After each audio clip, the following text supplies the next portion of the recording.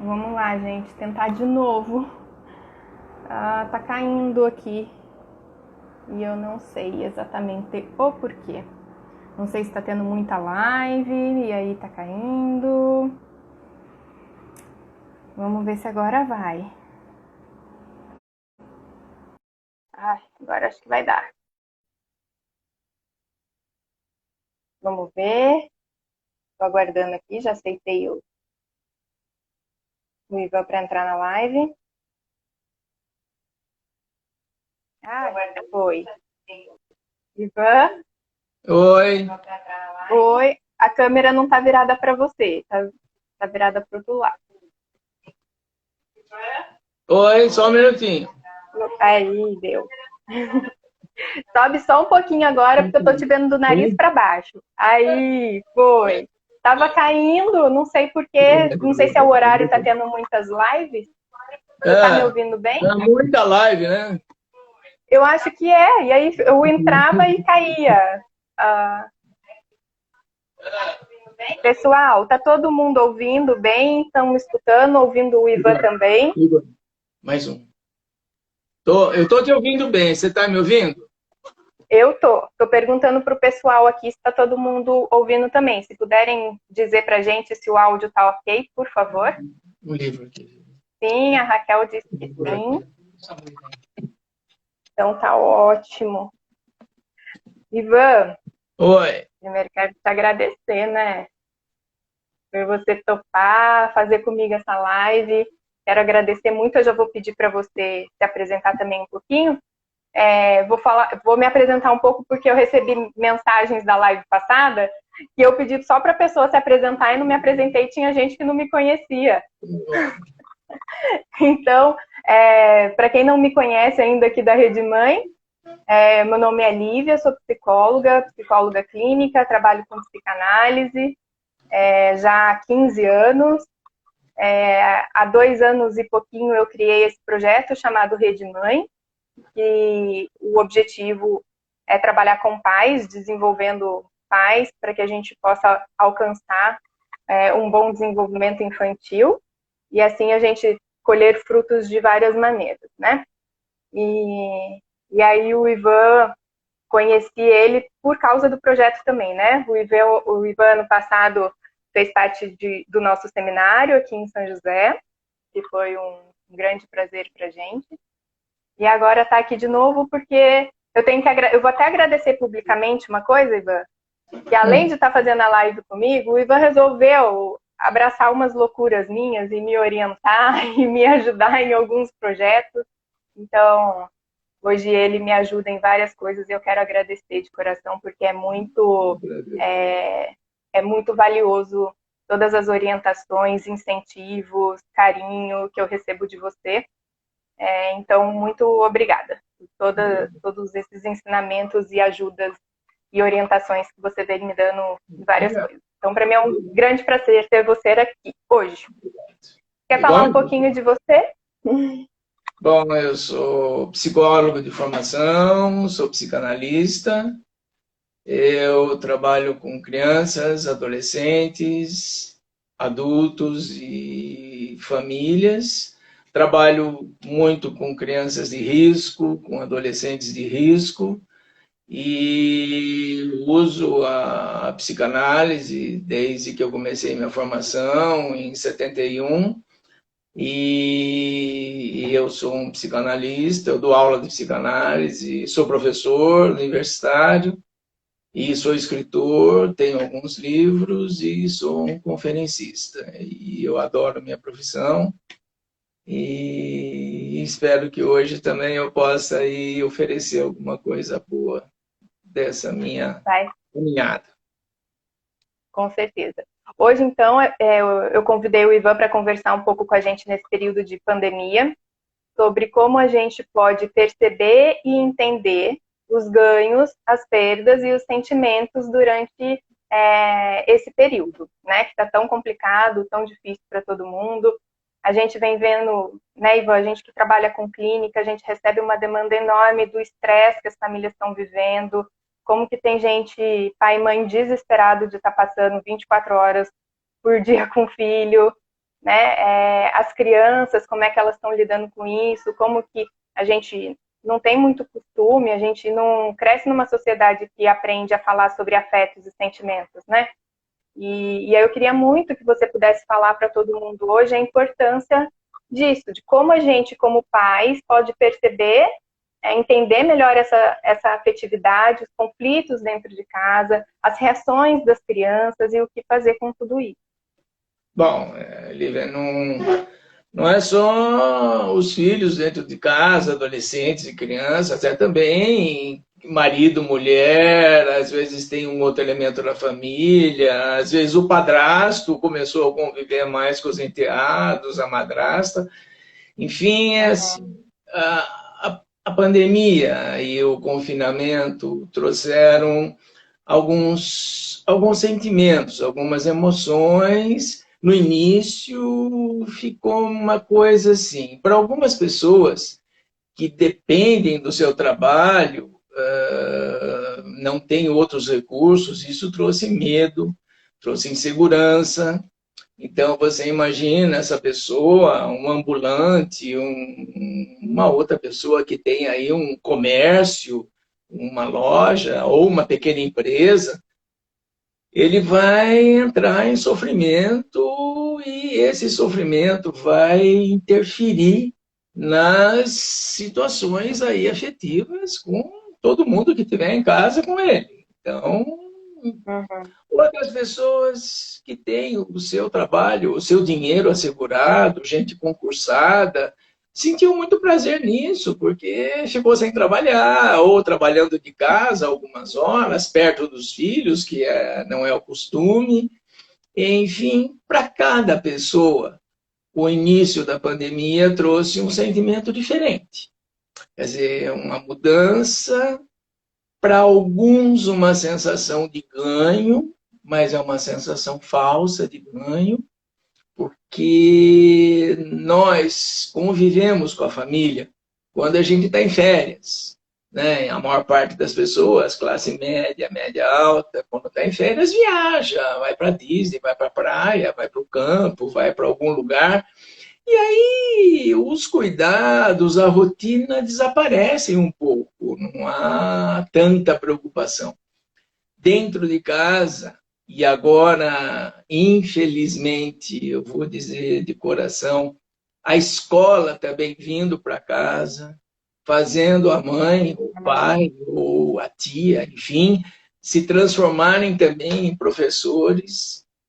A criança um pouco feliz porque não está precisando ir para a escola, o adolescente também, mas daqui a pouco sentindo falta do amiguinho, sentindo falta do colega, sentindo falta da professora, da tia querida, sentindo falta do pátio, sentindo falta de um lugar ao qual ele começou a pertencer.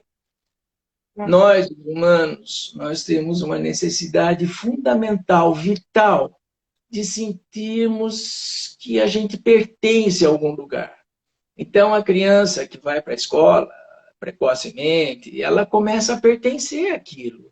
Pertencer à sala de aula, pertencer aos brinquedos, pertencer aos coleguinhas, às tias, pertencer ao parquinho, pertencer a tudo.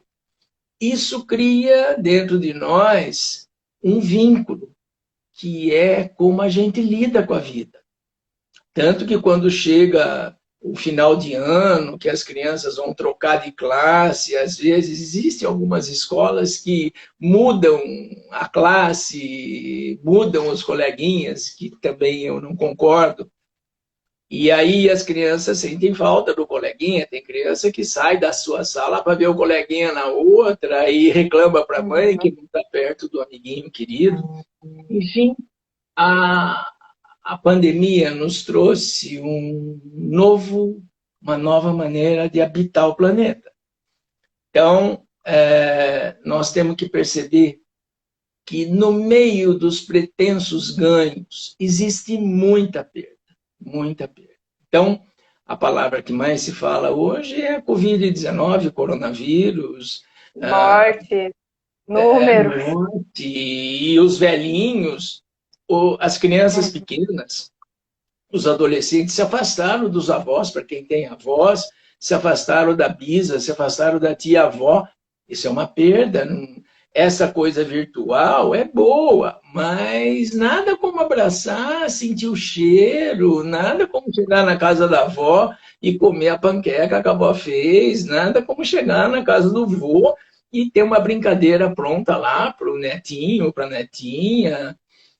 Esses dias eu tenho uma sobrinha neta de 3 anos, que de repente ela pegou as bonecas dela e pôs na escada da casa dela, separada por 3 degraus, as bonecas. E aí ela chegou para a mãe e falou, eu já tirei a temperatura, já dei injeção e separei ela. Quer dizer, ela está ouvindo nossas angústias.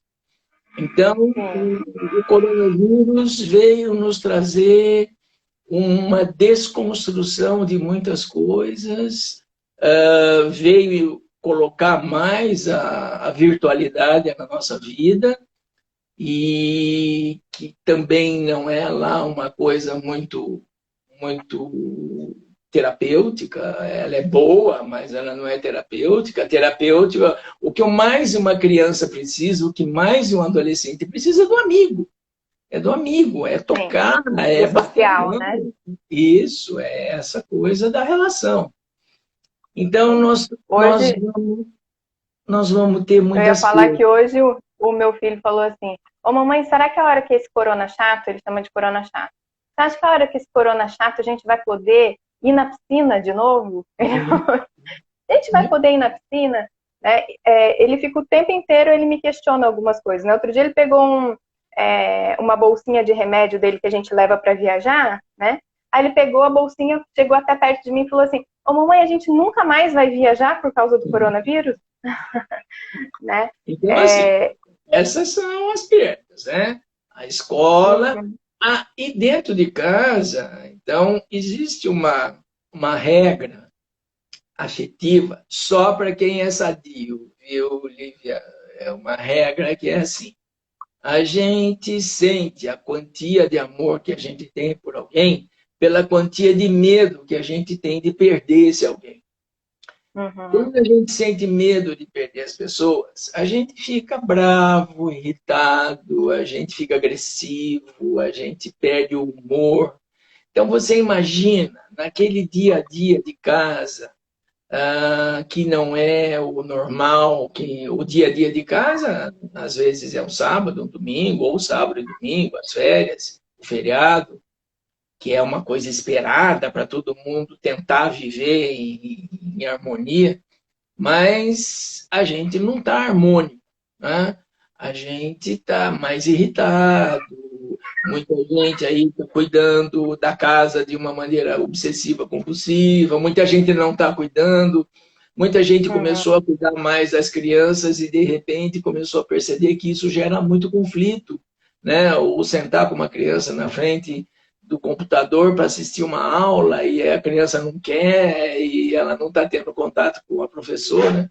Então, assim, nós estamos acumulando perdas afetivas, perdas emocionais, a gente está com medo, a gente está confuso, os nossos governantes, a mídia, nos deixa ambivalentes, e de repente alguém fala que não é tão perigoso assim, e aí vai todo mundo para a praia, vai todo mundo para a rua, e de repente alguém chega e fala que é muito perigoso. Então, assim, essa coisa gera uma angústia. Angústia é esse medo super dimensionado da perda. E aí... você não acha assim... Desculpa te cortar. Que muitas vezes a gente tem uma dificuldade enorme de entrar em contato com medo, de identificar que é medo, e a gente fica muito mais num comportamento agressivo, irritado, com raiva, do que... A raiva, ela é uma emoção que ela está intrinsecamente ligada ao medo. Todas as vezes que a gente sente medo, que qualquer um, a criança sente medo, que o bicho sente medo, que, enfim, os mamíferos sentem medo, a gente sente raiva. A raiva é a declaração emocional do medo. Então, Provavelmente muitas famílias estão percebendo que estão irritadas, estão com raiva, brigam por qualquer coisinha, se irritam com a criança agora, depois desses 30 e poucos dias, por qualquer coisinha. Mas, assim, a minha preocupação, nós estamos acumulando perdas. Então, algumas pessoas deixaram de ir ao consultório, o pessoal de linha de frente, os médicos, enfermeiros, o pessoal do lixo, os policiais, os bombeiros, enfim, todo mundo que está na linha de frente, está ficando mais longe de casa. E quando chega em casa, tem que se isolar. Não pode ficar perto das pessoas que não. Então, assim, nós estamos vivendo de extremos, né? Quem está aí na linha de frente não está podendo conviver direito com a esposa, com o marido, com o filho, com a mãe, com o pai. E quem está em casa, confinado, trabalhando de casa, está vivendo intensamente o dia a dia e um dia a dia que não está acostumado a viver. Mas, enfim, a minha grande preocupação é que nós estamos acumulando perdas. E essas perdas, elas vão começar a se refletir quando essa história, eu espero que passe logo, essa história passar e tudo começar a voltar ao normal. E aí, o pai e a mãe que ficaram presentes, o pai ou a mãe que ficou mais presente com os filhos, ele vai ter que se reconstruir e vai ter que perceber que agora mudou. Então, o filho voltou para a escola, ela voltou para o trabalho, ele voltou para o trabalho, enfim. E só que isso vai ter que ser feito como uma reconstrução. A gente não pode deixar que o que a gente está vivendo hoje venha a ser vivido depois que as coisas ficarem resolvidas, harmonizadas, que eu espero que o mundo consiga isso logo. Como é que a gente pode fazer isso, né? Primeiro eu só vou avisar todo mundo que eu desativei os comentários e depois eu vou ativar de novo quando a gente tiver um tempinho para as perguntas, para não ficar travando muito, tá? O vídeo. Então tá desativado, mas eu vou ativar depois né, um pouquinho mais para o fim, quando eu liberar para as perguntas e quem tiver pergunta para fazer, tudo bem? Tudo bem. E aí, vou pensando assim, né? Como vai ser depois, quando as coisas voltarem ao normal? Não acho que vai voltar ao normal, porque vai ter muita mudança e vai ser tudo muito diferente, mas como é que vai ser, né? Quais vão ser esses cuidados? Porque eu recebo bastante perguntas assim, quais vão ser as consequências nas crianças, ou como, né? Então, como cuidar disso?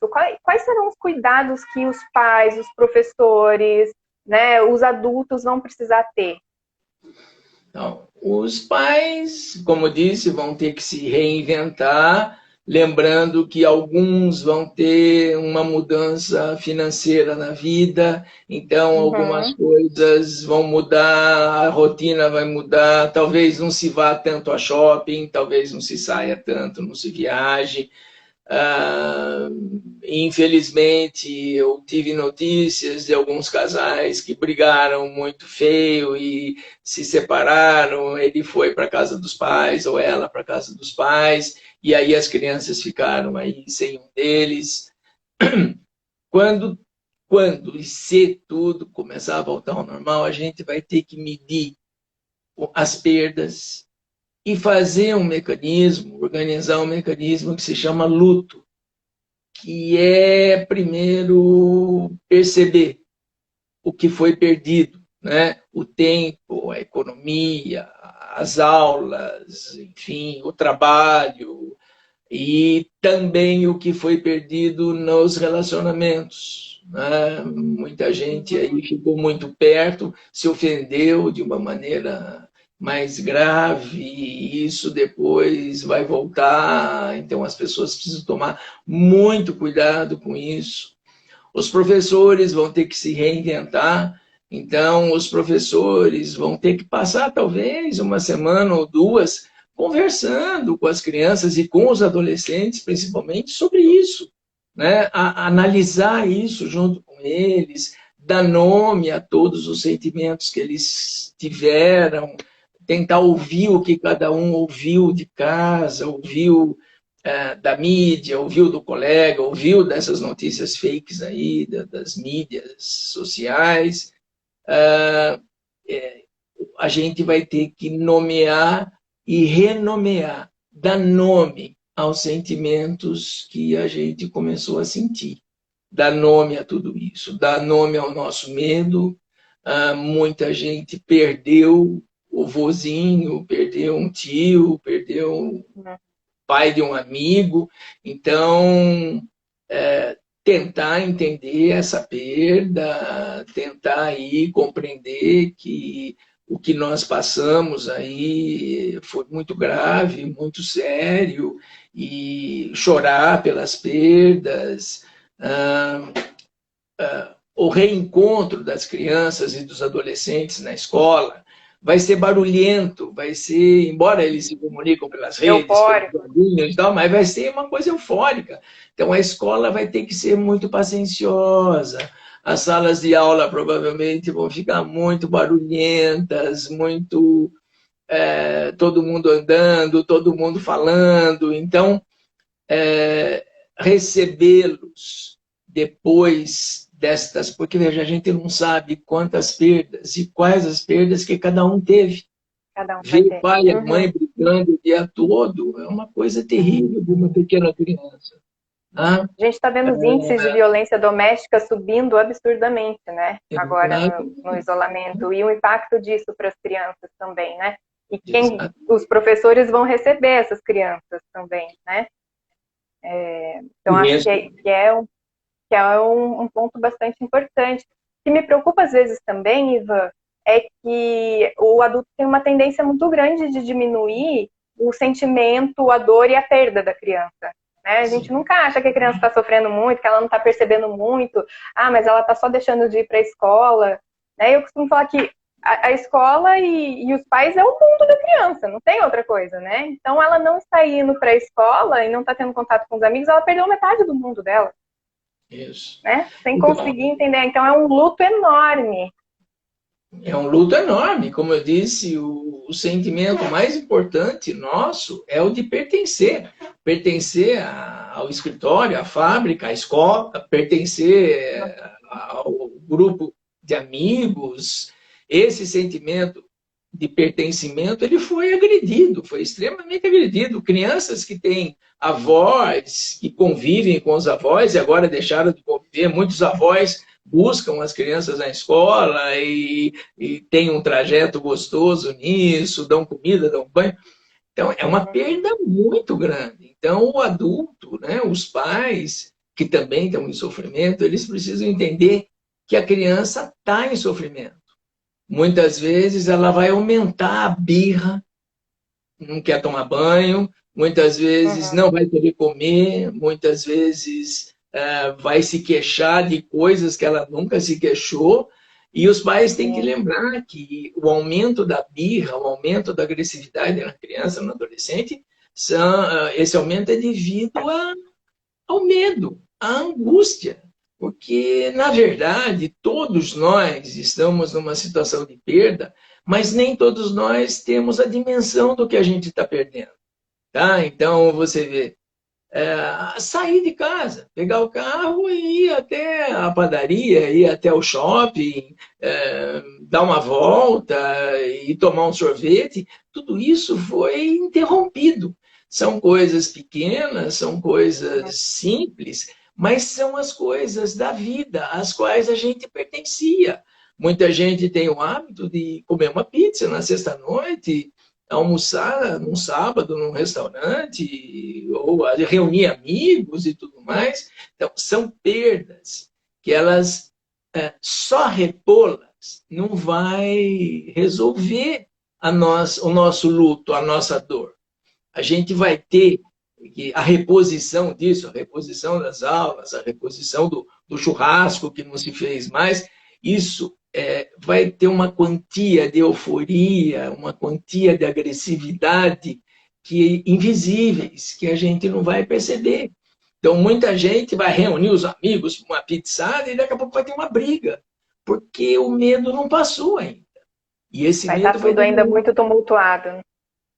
Esse medo vai demorar a passar. É um medo que foi sendo incrustado cada dia, cada dia, cada dia, pela TV, pelas mídias, dentro de casa. Olha, passa álcool. Olha, não... Então, não abraça a vovó. Você imagine isso, né? Uhum. A vovó passou lá para falar um oi, o netinho que abraçar, não pode abraçar. Então, para ele compreender isso, ele tem que dar nome ao que ele está sentindo. E dar nome ao que está sentindo tem que ser feito, às vezes, com a ajuda do adulto, do pai, da mãe, do professor, daquela boa tia que ele tem, que vai começar a conviver de novo. Porque, e os adultos também, nós temos que dar conta, nos darmos conta de quantas perdas nós tivemos e quais os sentimentos que elas geraram em nós. Vamos lembrar que talvez alguns casamentos não vão ser mais como eram, porque essa convivência intensa trouxe confusão. O marido está trabalhando de casa na cozinha, a esposa está trabalhando de casa na sala, a criança quer atenção, e aí eles brigam por causa disso. Então, são muitas vezes, né?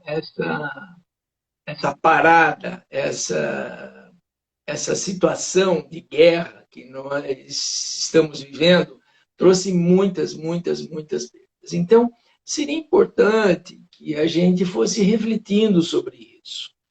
Outro dia eu fiz um vídeo pedindo aos pais que tentassem, junto com as crianças pequenas, né, com os adolescentes também, fazer com que eles dessem outros nomes para o coronavírus. Né? Aí o seu filho deu o corona jato aí. Então, assim, que dessem outros nomes, que desenhassem o coronavírus, que arranjassem um super-herói para ir combater o coronavírus, o Homem-Aranha e o Capitão América, ou inventar um super-herói para combater o coronavírus. Então, os adolescentes, né, que estão aí, talvez agora mais dentro do mundo virtual, jogando, conversando com os amigos aí pelo computador, mas eles que gostam de se tocar, o adolescente, ele é gregário, ele tem turminha, ele tem a galerinha dele, né, e ele precisa entender que, embora ele manteve o contato com os amigos, ele não está vendo, não está sentindo o cheiro, não está batendo a mão na mão. Então, entender o que ele está sentindo com isso. E isso, às vezes, uma pequena conversa aí no fim de noite ajuda muito. Eu acho importante, Ivan, que é um assunto que eu trago bastante aqui para a rede, eu acabo falando mais, né, de criança, desenvolvimento infantil, como é importante. Fiz a live com o Igor na semana passada para falar a importância da arte nesse período, para ajudar as crianças a lidarem com isso. Acho que vale a pena a gente falar um pouquinho aqui, você também falar um pouco, trazer a importância das brincadeiras, das histórias, né? Do desenho, por que isso tudo é importante, né? Como que isso tudo ajuda a criança a dar nome para o que está sentindo, a elaborar o que está sentindo. Porque a gente vai ter que ficar fazendo isso quase que diariamente, né, Ivan? Eu percebo isso tanto com os meus pacientes, né, que eu continuo atendendo online, mesmo as crianças, estou atendendo online, e com meu filho aqui em casa. É quase que diário ter que falar sobre o assunto, ter que... Sim. Ontem eu estava fazendo pão com meu filho, ele fala quase todos os dias do coronavírus, né? Isso porque a gente não deixa ele ficar... Isso porque ele não fica assistindo TV, noticiário, em nada do tipo. E ontem a gente estava fazendo pão, eu estava fazendo pão com ele, e ele começou a bater no pão, né? Eu falei, a gente tem que bater no pão para sovar o pão. Aí ele começou a bater, e eu falei, você tá batendo em quem, João? Aí ele falou, no coronavírus. Tudo para ele queria descontar no coronavírus. Mas a importância da gente dar esses recursos, porque é o jeito que a criança também vai encontrar, né? É o espaço potencial que a criança vai encontrar de elaborar tudo isso, de dar nome, e que a gente pode ajudar. Queria que você falasse um pouquinho disso, dessa importância, e de como que os pais podem ajudar, que tipo de coisas, né? Que tipo de brincadeiras, como que é isso? A arte, em qualquer forma, em qualquer das suas formas, a arte, o cantar, a poesia, o riscar, lápis e papel, o dançar, enfim, o brincar. O brincar é uma arte. Brincar é a arte da gente reproduzir na brincadeira, no brinquedo, a vida. Brincadeiras antigas, né? Então, quem é mais velho deve se lembrar de brincadeiras antigas que se faziam na rua, uma amarelinha, né? Então, o céu e o inferno. Então, as brincadeiras já traziam conceitos que a gente tinha que lidar. As polícia e ladrão, pega-pega, né? Que estimulava muito essa coisa de quem está com poder tem que estar sem poder. Então, e qualquer brincadeira, qualquer possibilidade da criança reproduzir, seja numa cantigazinha que ele invente ou que ele use, seja nos desenhinhos, seja numa dancinha, seja numa brincadeira que os pais podem inventar. É uma brincadeira de mão, uma brincadeira no sofá, uma brincadeira qualquer. Tudo isso é arte, né? O teatro é o corpo que fala, e a brincadeira é que sem o brinquedo é o corpo que fala. A brincadeira com o brinquedo, então o que o brinquedo representa para a criança? Representa algo. Então, quando ele movimenta o carrinho, quando ele transforma o carrinho num avião, representa algo que faz com que ele introjete a maneira como ele está percebendo o mundo. Então, o que não pode acontecer com uma criança e com um adolescente? O silêncio, a imobilidade, né? A criança quietinha não é uma criança boazinha, a criança quietinha é uma criança que está em depressão. Assim como o adolescente quietinho, ele está em sofrimento. Então, a raiva tem que vir, o riso tem que vir, o humor tem que vir. No começo aí da pandemia, não sei se você percebeu, se todo mundo percebeu, começou a aparecer aí nas mídias, aí nas redes, um monte de coisinhas de humor e de brincadeira sobre a pandemia, e agora as coisas já estão diminuindo, porque a gente está parando de fazer humor. O humor é uma arte, né? Ser palhaço é uma arte. Contar uma piada é uma arte, fazer rima com alguma coisa é uma arte, brincar de símbolos aí com o coronavírus é uma arte. Enfim, a arte ela ajuda a gente a reparar parte da perda. Os grandes artistas, atores, escritores, poetas, poetisas, enfim, se a gente lê a biografia deles, todos eles foram pessoas muito sofridas, muito complicadas emocionalmente, mas descobriram no escrito, descobriram na poesia, descobriram na prosa, descobriram na música, né? Fazer letras, descobriram uma maneira de se manterem saudáveis. Então, a arte é, para nós humanos, a melhor maneira da gente representar a vida, representar os sentimentos.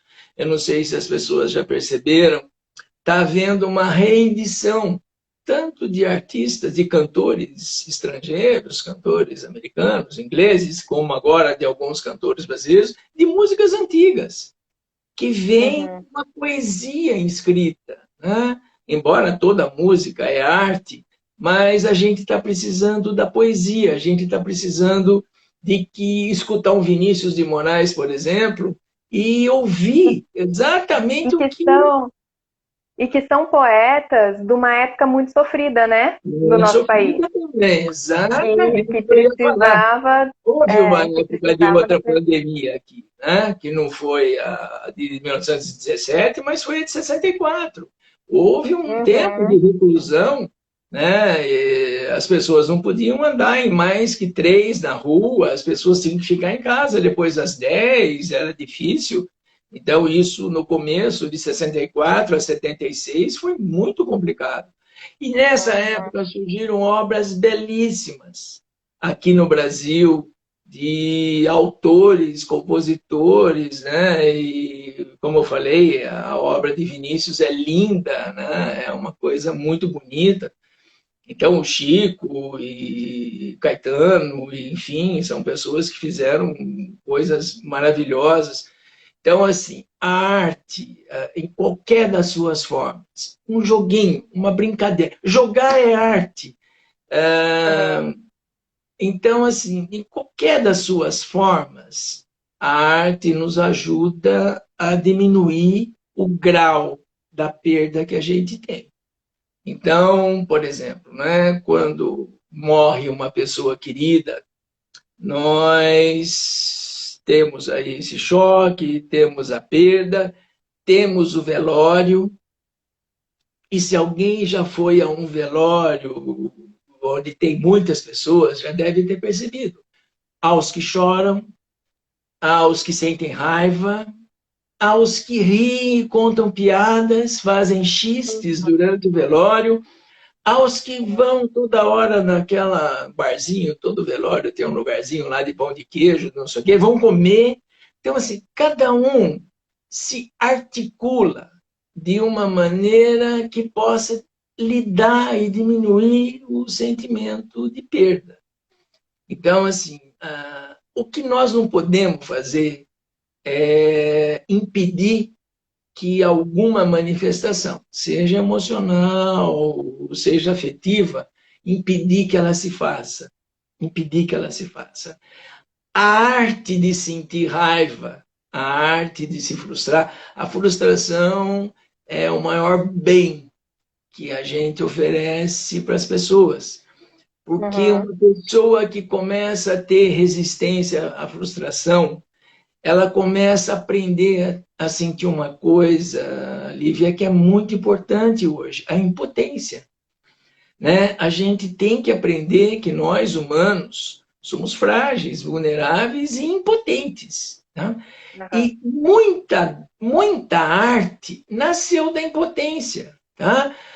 Vamos pensar em Salvador Dalí, todo prepotente, era um homem que falava da sua impotência, mostrava a sua impotência na sua arte.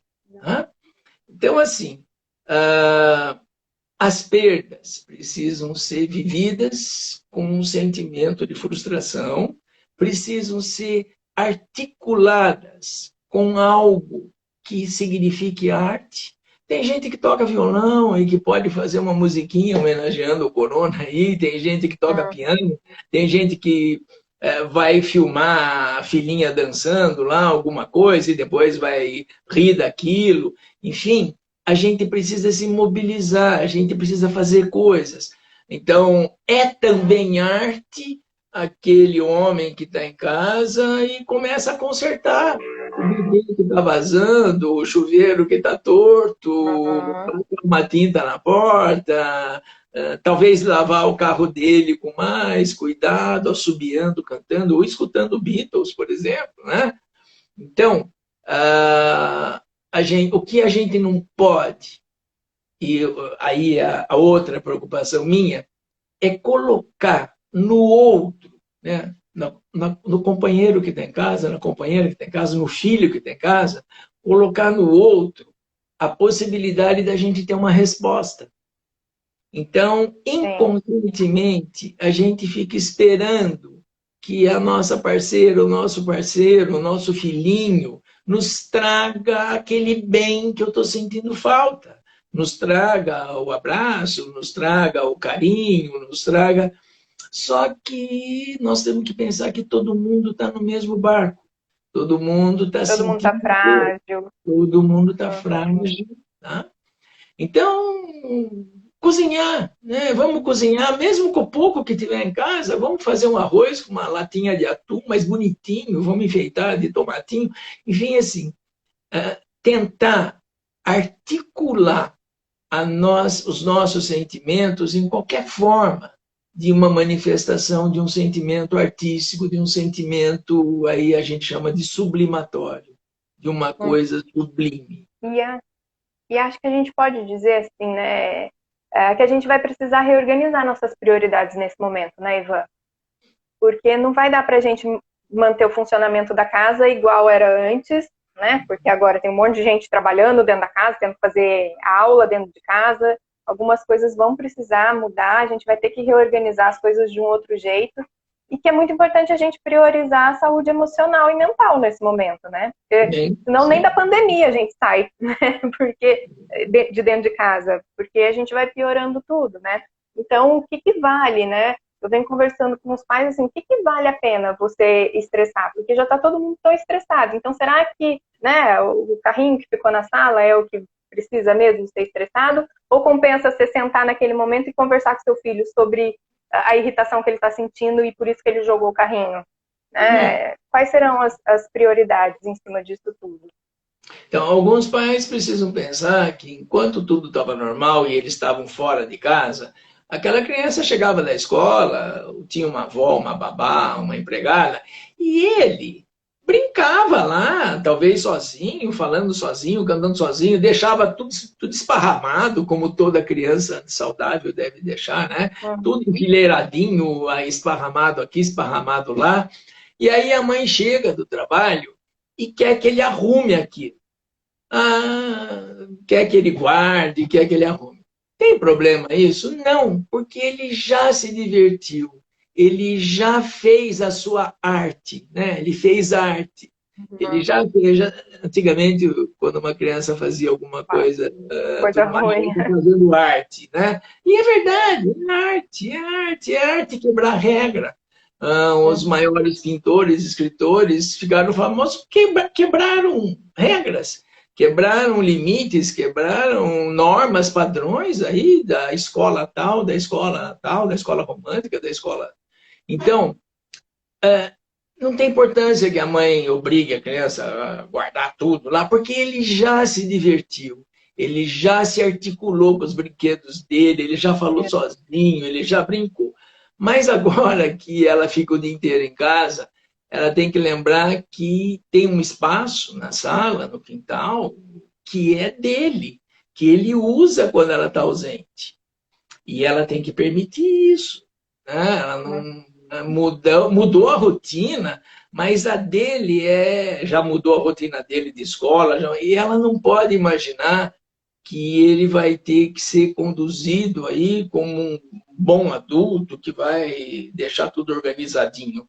Quando a gente organiza as coisas, a gente sente um prazer. Mas esta organização, para quem é saudável só, tá bom? Para quem está doente, não.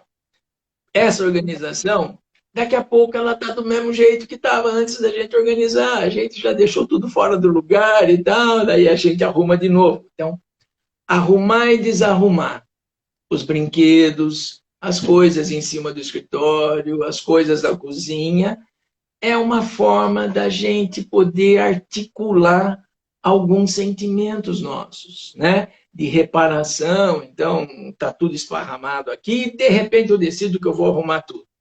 Mas as pessoas normais, saudáveis, devem perceber que isso não dura muito. Daqui a pouco está tudo desarrumado de novo. Tudo bagunçado de novo. E agora, com todo mundo em casa, fica mais desarrumado. E eu queria que as pessoas não ficassem preocupadas com isso. Nós, os humanos, não fomos feitos para isso. Entende? A gente não foi feito para ficar arrumadinho.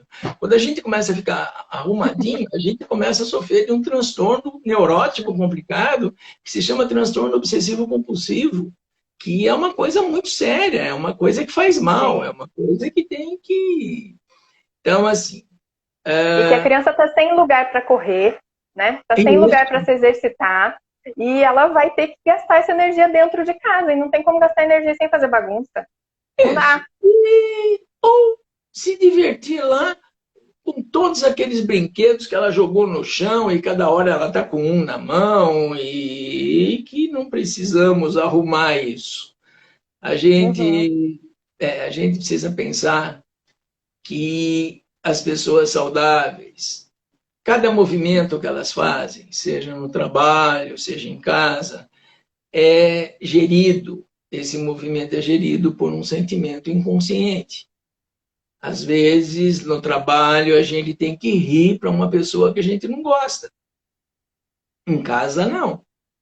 Em casa, esta coisa, esse envelope, esse invólucro aí mentiroso, ele quebra. E aí a gente briga, fala coisas que depois a gente se arrepende, mas fala. Então, todo mundo precisa sentir que nós, os humanos, somos frágeis. A gente é refém de um inconsciente. Muitas vezes a gente pensou coisas que a gente não gostaria de ter pensado.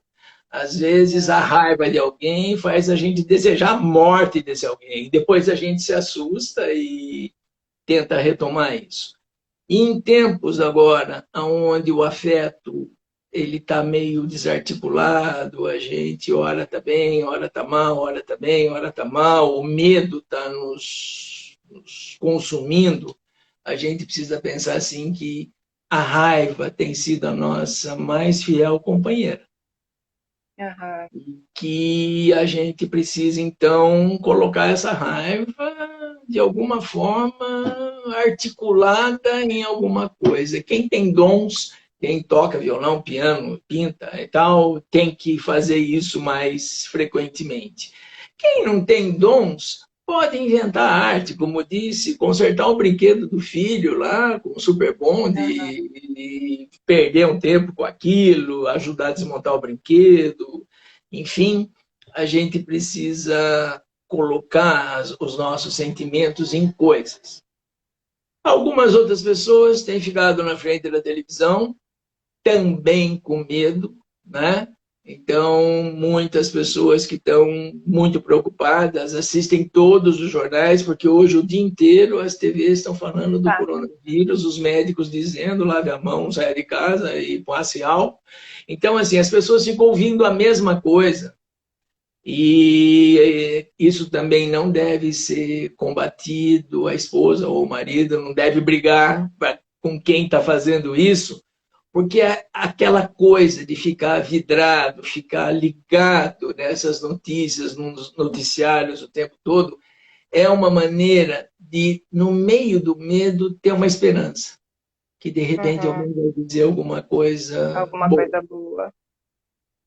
Ivan, eu vou abrir para pergunta, só que antes eu queria mostrar 3 livros seus para as pessoas conhecerem. 3 livros que eu acho que são legais para as pessoas procurarem lerem nesse momento. De alguns dos seus livros, né? Primeiro é esse aqui, Diálogos sobre a Afetividade, que eu acho que é um bom livro. Esses livros que eu vou mostrar aqui do Ivan são livros para pais, para professores, educadores, e é uma leitura super fácil, eu acho que vale a pena vocês lerem. Então, primeiro, Diálogos sobre a Afetividade. Segundo, é um livro que eu adoro, que eu acho sensacional, que é o que ele fez em colaboração com a Unesco. Eu li esse livro, que é grosso, eu acho que eu li ele, nem sei, acho que nem uma semana, muito rápido, porque é uma leitura super fácil, vale muito, muito a pena mesmo. Esse livro, deixa eu só fazer uma consideração. Esse livro é Unicef, com a Unicef que a gente fez. Esse livro, com a Unicef, desculpa, falei Unesco, né? Eu tinha uma coluna no Jornal da Tarde, de domingo. Todo domingo eu tinha uma coluna durante 3 anos. E aí o jornalista que articulava essa coluna, junto com uma psicóloga, a esposa dele, juntaram os artigos e nós 3 reescrevemos um pouco e montamos esse livro. Esse livro é um guia para pais. Ele é um guia para pais. Ele é muito, muito bom mesmo. Depois, quem quiser, pode me pedir aqui que eu passo o nome certinho. O outro que eu queria indicar é esse aqui, Cuidado, Afeto e Limites, que o Ivan escreveu junto com José Martins Filho, pediatra da Unicamp também, e que, para minha alegria, vai fazer uma live comigo semana que vem. Que bom, que bom. Vai! Ele é uma graça, né, Ivan? Nós escrevemos esse livro juntos e depois nós atravessamos aí o estado de São Paulo fazendo palestras sobre esse livro para professores, pais, escolas. A gente fez isso durante quase um É ano ó, e meio, patrocinados aí pela nossa editora Papiros. pela Papyrus.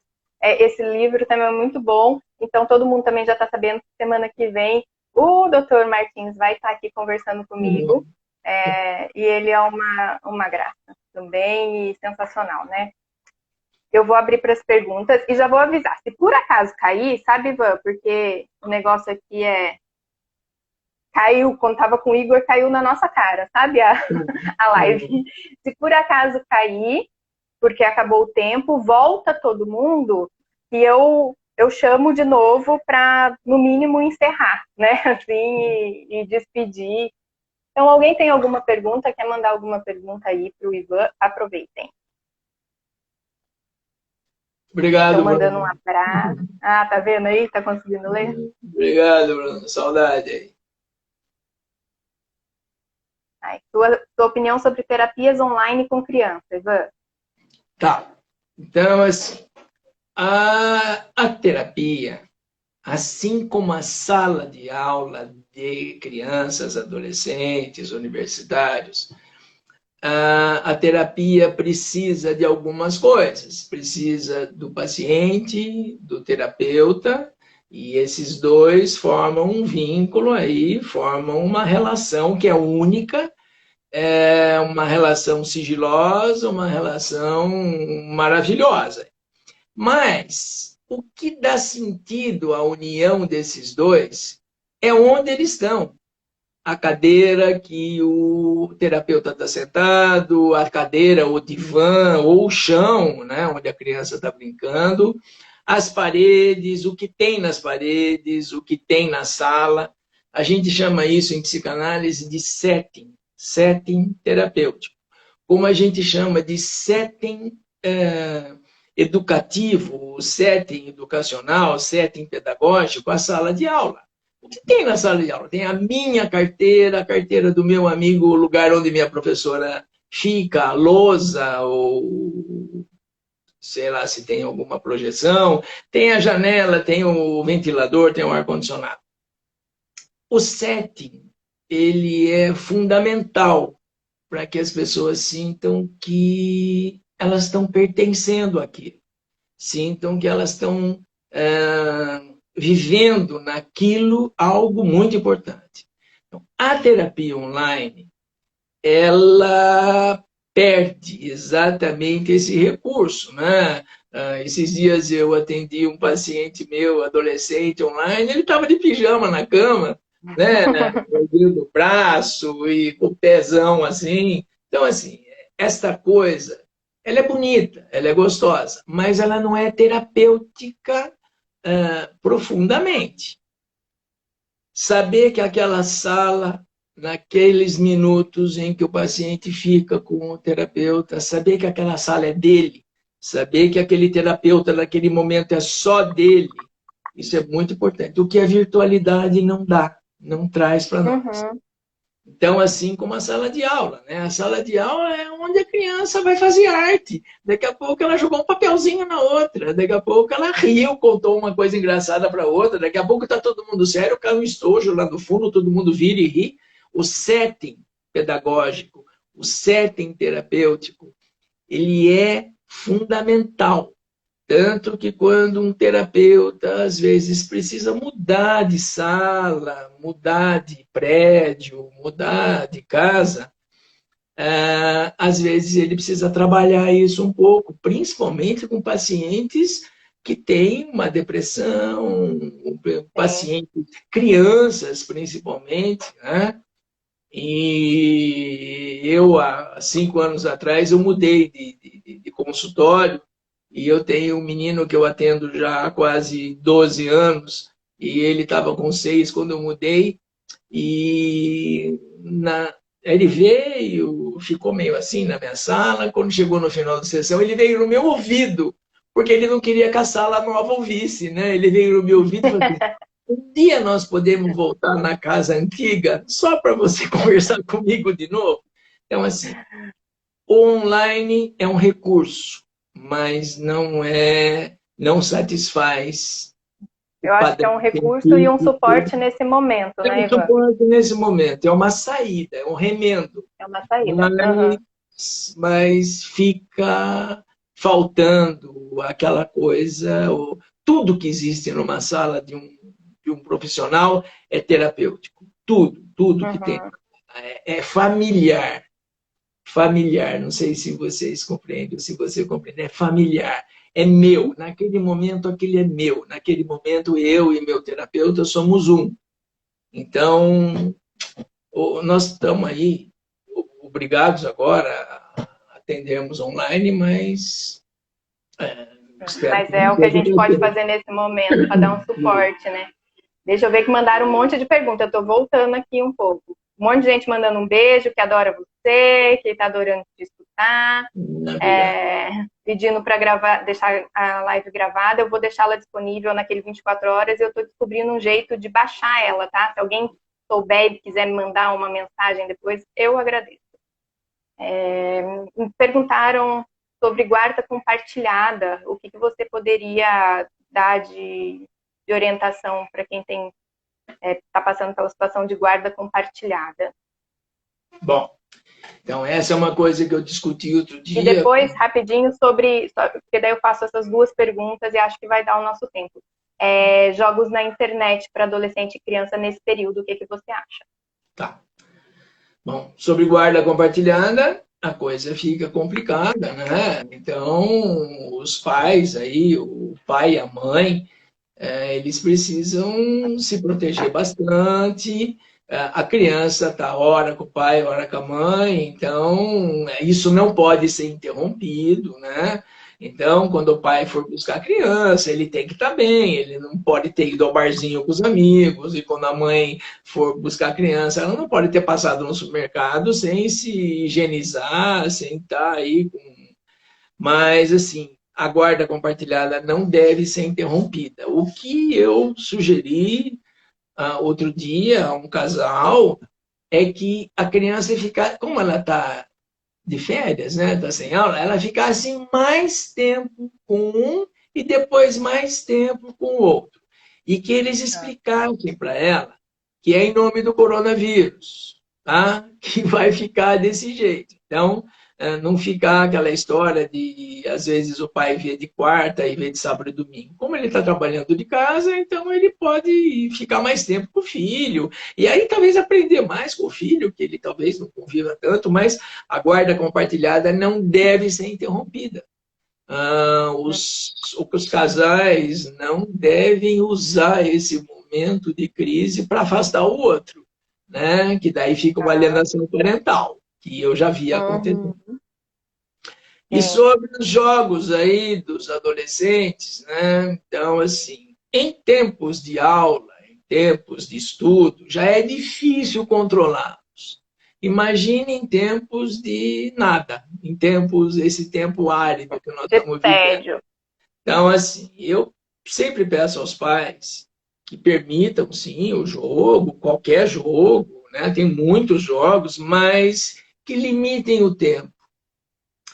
Os pais não podem imaginar que o filho, o adolescente aí, que vai ficar no joguinho, ele vai ficar mais tranquilo porque ele está jogando mais tempo. Não, ele tem que, daqui a pouco, ir lá e reclamar do almoço que a mãe fez, e reclamar que o pai é um chato que tirou lá, desligou o computador dele.